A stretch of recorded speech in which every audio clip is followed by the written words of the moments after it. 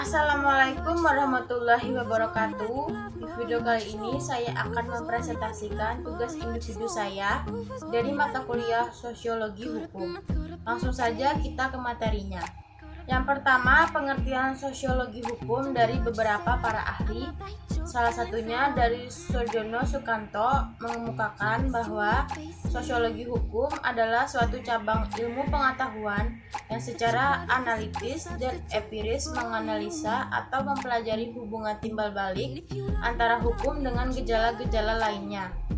Yang kedua, Sucipto Raharjo.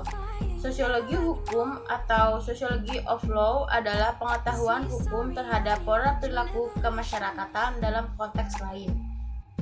Yang kedua, ruang lingkup sosiologi hukum. Ruang lingkup sosiologi hukum ada dua hal. Yang pertama, dasar-dasar sosial dari hukum atau baris sosial dari hukum. Sebagai contoh dapat disebut misalnya hukum nasional di Indonesia. Yang kedua, efek-efek hukum terhadap gejala-gejala sosial lainnya. Sebagai contoh dapat diartikan misalnya Undang-Undang Nomor 19 Tahun 2002 tentang hak cipta terhadap gejala budaya. Dan yang kedua contohnya adalah Undang-Undang mengenai pemilihan presiden secara langsung terhadap gejala politik dan sebagainya. Yang ketiga, karakteristik dari sosiologi hukum. Adapun karakteristik sosiologi hukum menurut Sujono Dirjosisworo adalah sebagai berikut. Yang pertama, sosiologi hukum bertujuan untuk memberi penjelasan terhadap praktik hukum sebagai dalam pembuatan undang-undang. Yang kedua, sosiologi hukum senantiasa menguji keabsahan empiris dengan usaha mengetahui antara isi kaidah dan di dalam kenyataannya, baik dengan data empiris ataupun non-empiris. Yang ketiga, sosiologi hukum tidak melakukan penilaian terhadap hukum.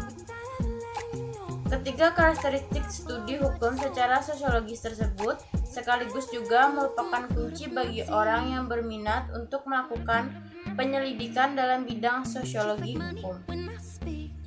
Yang keempat, objek sosiologi hukum. Objek kajian dalam disiplin sosiologi hukum antara lain adalah sebagai berikut. Yang pertama, hukum dengan kelompok sosial. Yang kedua, hukum dengan kebudayaan. Yang ketiga, contoh dengan interaksi sosial. Dan yang keempat, hukum dengan stratifikasi sosial. Yang kelima, hukum dengan kekuasaan dan kewenangan. Yang keenam, hukum dengan perubahan sosial. Yang ketujuh, hukum dengan masalah sosial. Yang terakhir dari pembahasan ini adalah contoh kasus dari sosiologi hukum dan dampaknya. Di sini saya mengambil contoh kasus tentang KDRT. Salah satu contohnya yaitu yang sempat menyedot perhatian publik secara luas adalah kekerasan yang dialami oleh Ari Anggara di Jakarta sekitar tahun 1990-an. Bocah berusia belasan tahun dari keluarga terdidik dan berkecukupan itu dipukuli dan disiksa orang tuanya sedemikian rupa tanpa belas kasihan secara berulang kali dalam banyak kesempatan. Nah, itu salah satu contoh dari KDRT dan masih banyak lagi contoh-contoh dari KDRT. Dan di sini saya mengambil dampak dari KDRT yaitu KDRT jelas mendatangkan akibat dan kerugian secara tidak terkira. Kekerasan terhadap korban dalam bentuk-bentuk melampaui batas dapat mengakibatkan masa depannya hilang.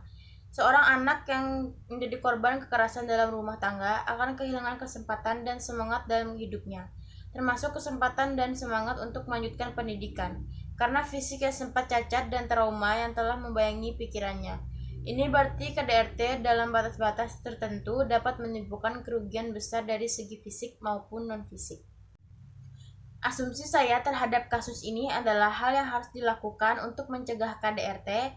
Yang pertama, keluarga wajib mengamalkan ajaran agama. Yang kedua, harus dikembangkan komunikasi timbal balik antara suami, istri, dan anak-anak. Yang ketiga, istri wajib mendidik anak sejak kecil. Kalau marah, jangan memukul atau berkata kasar. Yang keempat, kalau ada masalah harus diselesaikan dengan dialog. Yang kelima, jika terjadi pertengkaran serius, salah satu atau kedua-duanya harus meminta kepada orang yang dituakan untuk memediasi. Namun jika KDRT sudah terjadi, ada baiknya untuk yang pertama, selesaikan masalah KDRT dengan kepala dingin. Yang kedua, laporkan kepada keluarga yang dianggap berpengaruh yang bisa memberi jalan keluar terhadap masalah KDRT tersebut. Selanjutnya, kalau sudah parah KDRT seperti korban luka-luka, maka dilakukan visum. Yang terakhir, laporkan kepada yang berwajib telah terjadi KDRT. Nah, itu tadi presentasi dari tugas saya. Apabila ada salah pengucapan dan salah penyampaian, saya mohon maaf sebesar-besarnya. Assalamualaikum warahmatullahi wabarakatuh.